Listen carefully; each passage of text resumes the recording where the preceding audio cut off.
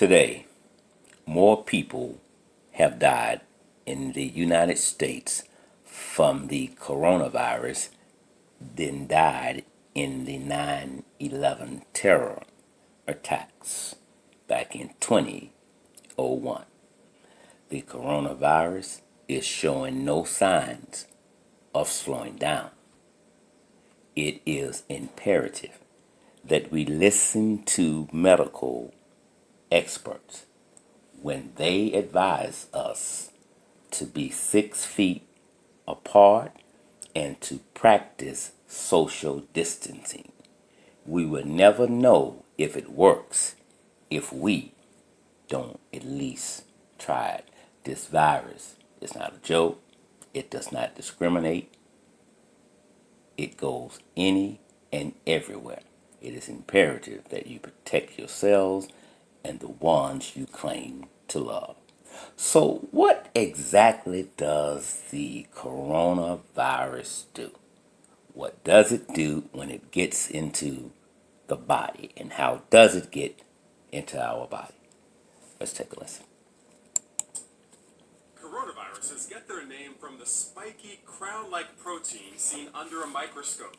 It's transmitted from person to person by respiratory droplets spread through coughs and sneezes. It's going to try to find its way into your upper airway system. It gets into the body through your eyes, nose, and mouth. And that is why doctors keep telling people not to touch their face. Now, here's where the virus's machinery comes into play. Those spiked proteins are going to try to attach to your body's cells in the upper and lower airway. And the whole point of the virus is to basically hijack your body's cells, get into those cells, and then what it essentially does is it tricks your cells into reproducing it. So the virus is going to use your body to replicate and make a lot more of itself. That triggers your body's immune system. That's why people develop that fever. That's your immune system working. For most people, a cough, a runny nose, and fever is the worst of it. They'll recover in a couple of days. But while they are out and about not feeling sick, they are spreading the coronavirus to others, potentially leaving it on everything they touch, where it's been shown to survive for days, waiting for a new host. In some people, COVID-19 is devastating and potentially deadly. The virus can actually travel really deep down into the lungs, and then the immune response is actually out of control.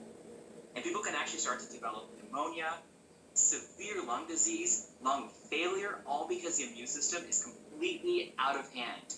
And it's basically working overtime to try to catch up to the virus. Once you have COVID-19, the coronavirus can seek out other cells in your body, including the blood vessels that line our body and our heart. And so if it really spreads out of hand, you can have organ damage all over your body. You can go into shock. That's why people over 65 and those with pre-existing conditions, plus anyone infected with coronavirus, are urged to stay home and keep 6 to 10 feet away from people if they need to go out. So, long story short, the coronavirus's job is to not kill you. It wants to use you to create more of itself. And then it wants you to cough and spread it to somebody else so it can keep the chain going. You can help stop the spread of the coronavirus. And I know you've heard it a million times, but wash your hands frequently. And don't touch your face. Reggie Akey, ABC 7 News.